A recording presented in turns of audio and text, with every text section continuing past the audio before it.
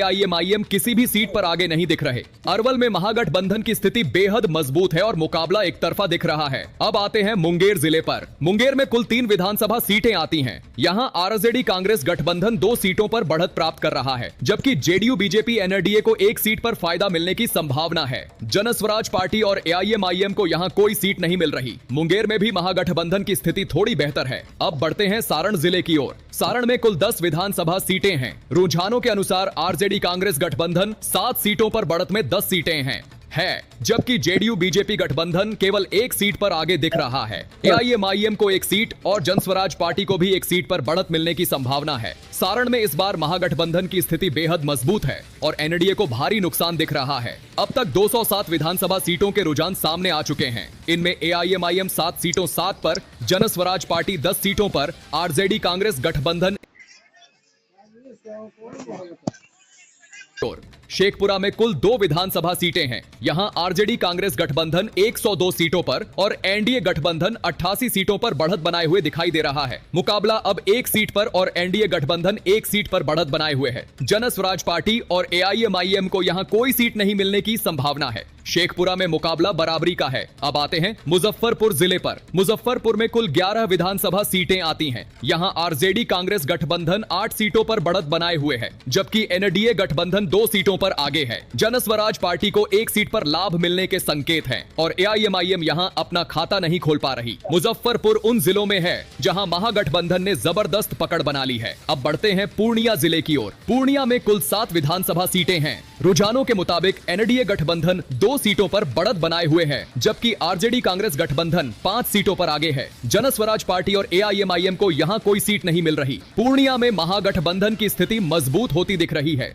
अब आते हैं पश्चिमी चंपारण जिले पर। यहां कुल 9 विधानसभा सीटें हैं। रुझानों के अनुसार आरजेडी कांग्रेस गठबंधन 7 सीटों पर बढ़त बना रहा है। एनडीए गठबंधन को 1 सीट पर बढ़त मिल सकती है, जबकि एआईएमआईएम 1 सीट पर आगे दिख रही है। जन स्वराज पार्टी का यहां खाता साफ होता दिख रहा है। पश्चिमी चंपारण में महागठबंधन का दबदबा साफ नजर आता है। अब बढ़ते हैं लखीसराय जिले की ओर। लखीसराय में कुल 2 विधानसभा सीटें हैं। यहाँ 2 सीटें हैं। आरजेडी कांग्रेस गठबंधन दोनों सीटों पर बढ़त बनाए हुए है। एनडीए, जन स्वराज पार्टी और एआईएमआईएम सभी का खाता यहां खाली है। लखीसराय में मुकाबला एक तरफा दिख रहा है। अब बढ़ते हैं शिवहर जिले की ओर। शिवहर में केवल 1 विधानसभा सीट है। यहां आरजेडी कांग्रेस गठबंधन को बढ़त के संकेत मिल रहे हैं। एनडीए, जन स्वराज और एआईएमआईएम किसी भी स्थिति में आगे नहीं दिख रहे। शिवहर में महागठबंधन की स्थिति मजबूत है। अब आते हैं बक्सर जिले की ओर। बक्सर में कुल 4 विधानसभा सीटें हैं। यहां आरजेडी कांग्रेस गठबंधन 3 सीटों पर आगे दिख रहा है, जबकि एनडीए गठबंधन केवल 1 सीट पर बढ़त बनाए हुए है। जन स्वराज पार्टी और एआईएमआईएम का यहां खाता खुलने की संभावना नहीं है।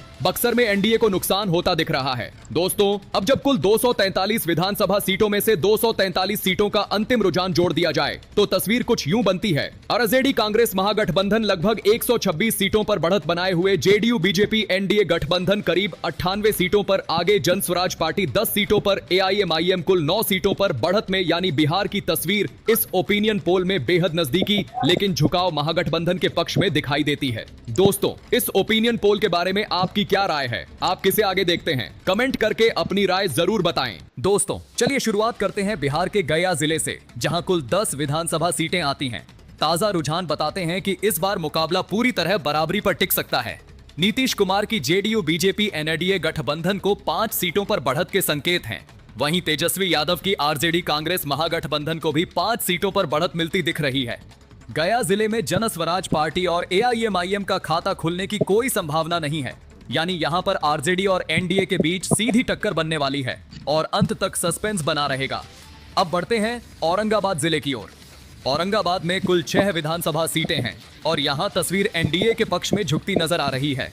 रुझानों के मुताबिक जेडीयू बीजेपी गठबंधन को 4 सीटों पर मजबूत पकड़ मिल सकती है, जबकि आरजेडी कांग्रेस को 2 सीटों पर बढ़त के संकेत हैं। जन स्वराज पार्टी और एआईएमआईएम को यहां कोई सीट नहीं मिल रही। औरंगाबाद में फिलहाल एनडीए का बढ़त बनती दिख रही है। अब रुक करते हैं राजधानी पटना की ओर, जहां कुल 14 विधानसभा सीटें हैं और राजनीतिक हलचल सबसे ज्यादा यहीं रहती है। ताजा रुझान बताते हैं कि इस बार तस्वीर मिश्रित है। यहाँ एआईएमआईएम को 1 सीट पर बढ़त, जन स्वराज पार्टी को भी 1 सीट पर फायदा मिलता दिख रहा है। आरजेडी कांग्रेस को 5 सीटों पर बढ़त के संकेत हैं, जबकि जेडीयू बीजेपी एनडीए को 8 सीटों पर बढ़त मिलती दिख रही है। यानी पटना में एनडीए की स्थिति मजबूत है, लेकिन विपक्ष ने भी कई जगह मुकाबला खड़ा किया हुआ है। अब बढ़ते हैं दरभंगा जिले की तरफ। दरभंगा में कुल 10 विधानसभा सीटें हैं और यहाँ रुझान बताते हैं कि मुकाबला बेहद करीबी है। जन स्वराज पार्टी को 1 सीट पर बढ़त मिल सकती है, जबकि आईएमआईएम को कोई सीट नहीं मिलने का अनुमान है। जेडीयू एनडीए को 5 सीटों पर बढ़त और आरजेडी कांग्रेस गठबंधन को 4 सीटों पर फायदा मिलने की संभावना है। यानी यहाँ भी चुनाव दिलचस्प होने वाला है और आखिरी समय तक तस्वीर बदल सकती है। अब आते हैं कैमूर जिले पर।